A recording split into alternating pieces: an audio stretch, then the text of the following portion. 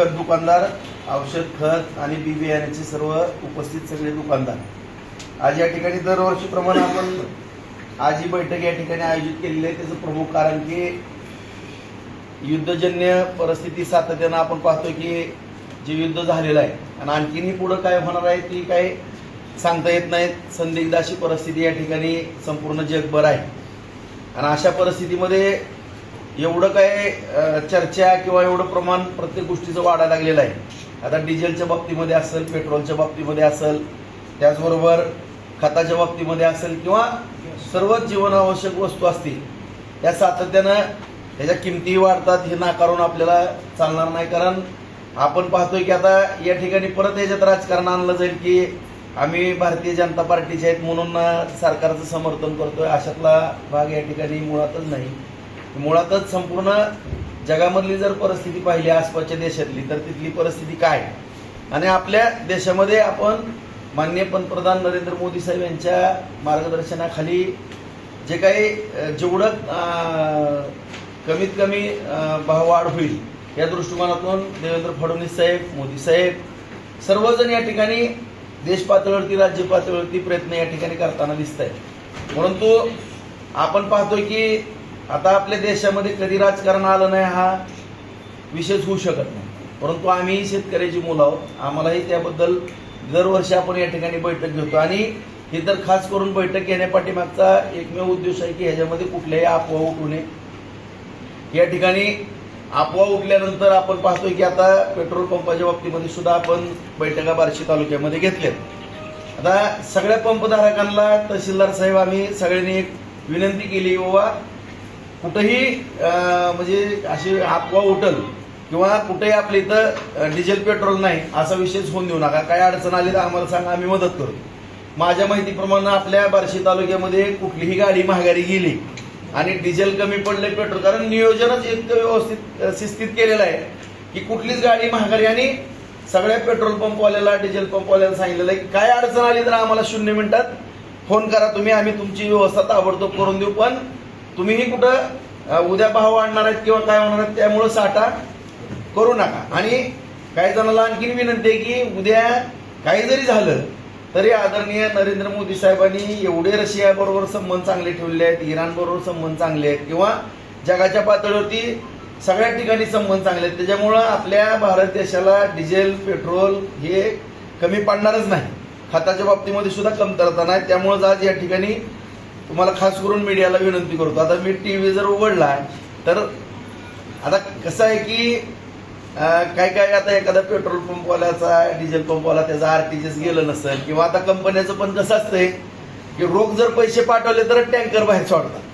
आता एवढा चान्स असतो त्यांना पण रोखीत धंदा करायचा. आता ज्यावेळेस गिराईक नसतो त्यावेळेस मग ती महिनाभर साईट देऊन उधारीवर पण दिलं जातं. पण अशा काही ज्या पद्धतीमुळं कुठंतरी मागं पुढं जातं की ह्याच्यामुळं त्याचं दहजम होत आहे आणि विनाकारण एक घबराट निर्माण होऊन जर स्टॉक व्हायला लागला किंवा साठा जर करायला लागली तर मग काहीच कमी पुरणार नाही, ही परिस्थिती आहे. परंतु बार्शी तालुक्यामधल्या माझ्या सर्व शेतकरी बांधवांना या ठिकाणी नम्रपणे मी सांगू इच्छितो, कुठलीही खताच्या बाबतीमध्ये एका पोत्याची सुद्धा अडचणी येणार नाही, बी बियाण्याच्या बाबतीमध्ये अडचणी येणार नाही.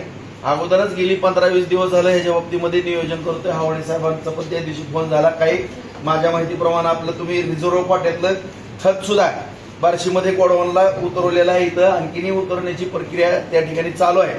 जेवढं काय बी बियाणं आणि माझ्या सर्व दुकानदार बंधूंनी सुद्धा माझ्या माहितीप्रमाणे बऱ्यापैकी तयारी केलेली आहे. आणि खास करून हावळे साहेब तुम्हाला मी सांगतो की बार्शी तालुकाच नाही तर पूर्ण भूम, परांडा, वाशी, कळंब, धाराशिव, तुळजापूर, मोहोळचा अलीकडला भाग, माढ्याचा भाग हा सुद्धा बहुतांशी बार्शीवरती अवलंबून आहे. त्यामुळे आपल्याला वाटत असेल की इतर तालुक्यामध्ये थोडं कमी खत लागतंय बार्शीमध्ये. आता ही काय दुकानदार किंवा कोणी खत घेऊन कुठं तिसरी, आता ही काय खत शेतातच वापरायचं, शेवटी काय कुठं द्यायचं नाही किंवा काय नाही. तर या ठिकाणी इतर तालुक्यापेक्षा माझ्या माहितीप्रमाणे दुप्पट खत आणि बी बियाणं लागणार, कारण इथूनच आसपासच्या एक 8-10 तालुक्यातनं सुद्धा 8-10 तालुक्याला सप्लाय होतोय. त्यामुळं सगळ्या दुकानदारांनी पण सज्ज राहावं. कुठं काय वाटली अडचण तर तुम्ही 2-4 जणांनी आमच्या संपर्कात राहावा. फक्त शेतकऱ्याला आता जे काही खताचं लिंकिंगचा वगैरे विषय आहे ह्या तक्रारी काय आता तुम्हाला माहिती आहे, तुम्ही कसे शेतकऱ्यांना विनंती करून सगळ्याला समजून सांगून हाताळता किंवा काय करता. जसं आता हावळे साहेबांनी सांगितलं किंवा कोयले साहेबांनी DAPच्या बाबतीमध्ये आणि युरियाच्या बाबतीमध्ये. आता ह्या दोनच दादा काय बोलायला गेलं तर टांगायला नेते.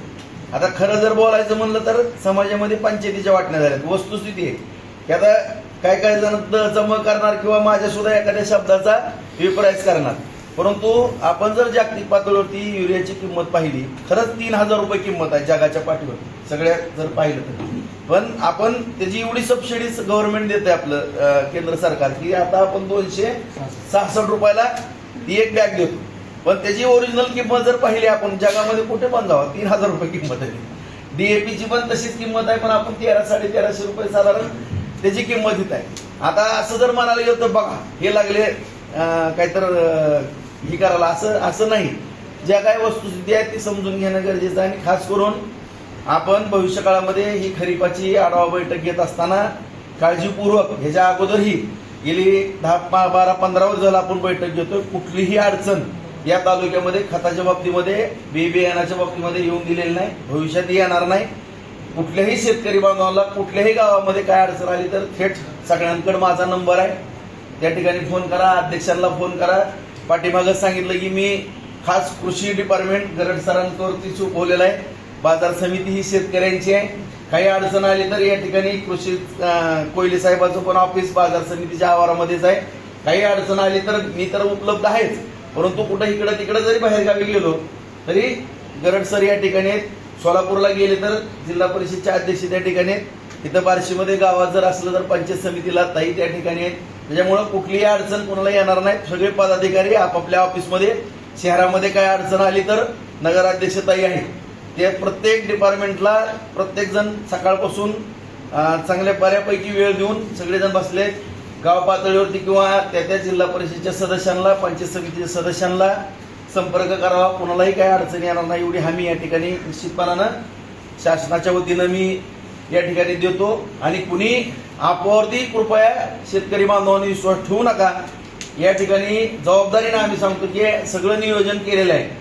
कुठं काही कुणाला खताचा तुटवडा होणार नाही किंवा बियाणाचा तुटवडा होणार नाही. आता पुढं भविष्यकाळामध्ये आपण बैठक घेऊ. आता हावळे साहेबांनी सांगितलं की ती युरियाचा जास्त वापर केल्यामुळं ती फुफ्फुसाला आता ही वस्तुस्थिती आहे.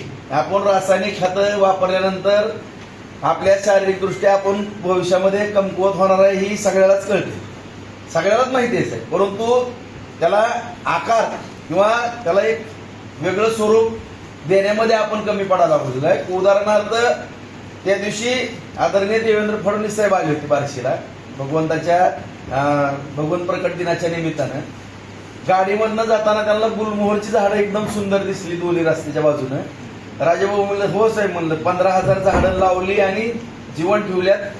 2 टँकर खासगी लावून ती सांभाळली जातात. इतका त्यांना आनंद झाला की मला किती भारी वाटलं म्हणजे इकडे. आणि त्यांच्या अगोदरच डोक्यात होतं, परंतु झाड वृक्षारोपणाच्या बाबतीमध्ये आपण काळजी घ्यायला पाहिजे म्हणले. आम्हाला पण सांगितलं. आम्ही म्हणलं आणखीनही साहेब तुम्ही सूचना करा, आम्ही भरपूर काळजी घेतो.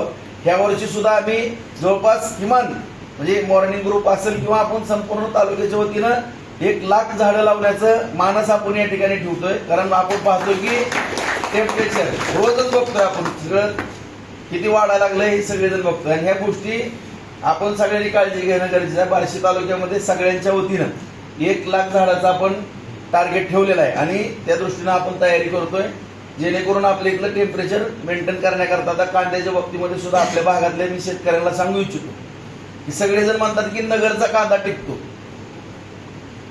तिथला पुरसुंगी कांदा आपला रबीचा कांदा चाळीमध्ये टिकतो पण आपला नसतो.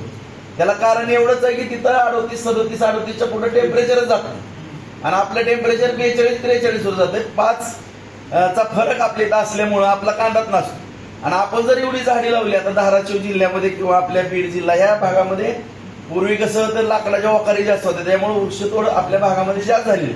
आणि आता काय गॅसमुळं लाकडं घेऊन जा म्हणलं तर कोण घेऊन जात नाही परिस्थिती. त्यामुळे एवढा चान्स आहे जर झाडी वाढली तर टेम्परेचर पण कमी होईल. दुसरं आता साहेब तुम्ही खताच्या बाबतीमध्ये म्हणले, आता प्रत्येकाने आपापल्या दारात 2 जनावरं जर केली, 2 गायी जरी केल्या तरी मला वाटत नाही काय कुठंतरी थोडाफार त्याला आधार होईल. आणि 20-25% जर आपण ह्याच्यामध्ये बचाव करू शकलो तर फार मोठं काम या ठिकाणी खताच्या आता एवढी इम्पोर्ट करतो आपण, खताचं असेल किंवा क्रूड ऑइलच्या बाबतीमध्ये असेल किंवा पेट्रोल डिझेलच्या बाबतीमध्ये असेल. आता 15 लाख कोटी रुपये इम्पोर्टला जातात तेलासाठी. आता त्या दिवशी मोदी साहेब म्हणले काय आता तिसरीकडे विषय नाही. आणि ह्याच्या अगोदरच्या पंतप्रधानांनी पण त्या बाबतीमध्ये विनंती किंवा शेवटी देशाच्या बाबतीमध्ये कुठलं संकट येणार त्याच्या अगोदर जर काही सूचना केल्या तर त्याचा दहचमज कशामुळे काय होतो हे माझ्यासारख्या एका सर्वसामान्य कार्यकर्त्याला पण लक्षात येत नाही. परंतु भविष्यकाळामध्ये आपण हे काही भाषणाची वेळ नाही काय नाही, परंतु शॉर्टमध्ये सांगतो भविष्यात आपल्याला बैठक घेऊन किमान आपल्या तालुक्यापासून तर सुरुवात करू. आपण काही इतर ठिकाणचं आपण जास्त कोण आपला ऐकल ना ऐकल हा भाग ज्याच्या त्याच्या तालुक्यामध्ये त्याचं ऐकत असतात, परंतु आपल्या बार्शी तालुक्यापासून तर नक्कीच सुरुवात करू. आपण या ठिकाणी खताच्या बाबतीमध्ये असेल आपली जनावरं आता मध्यंतरीच बैठका घेतल्या आपण शेळी पालन किंवा गाई पालनचा दुग्ध व्यवसाय बाबतीमध्ये आपण स्ट्रॉंगली पुढे जायचंय. आणि ह्या गोष्टी आपण झाडं लावण्याचे ही जी काही विषय वाटतात सोपे पण फार महत्वाचे आहेत आणि त्या दृष्टिकोनातून प्रयत्न करू. या बैठकीच्या निमित्ताने एवढंच सर्व शेतकरी बांधवांना नम्रपणे सांगू इच्छितो की कुठल्याही अफवावरती विश्वास ठेवू नका. डिझेल पेट्रोल काही जरी अडचण आली आमचे संपर्क साधा. फक्त अफवा करून कोणी स्टॉप करू नका. जेवढं कण खत बी बियाणे लागतील तेवढं उपलब्ध करून देण्याकरता आम्ही सक्षमपणानं तयारी केली आहे. कुणीही चिंता करू नये अशी या बैठकीच्या निमित्तानं सगळ्याला या ठिकाणी नम्रतेची विनंती करतो.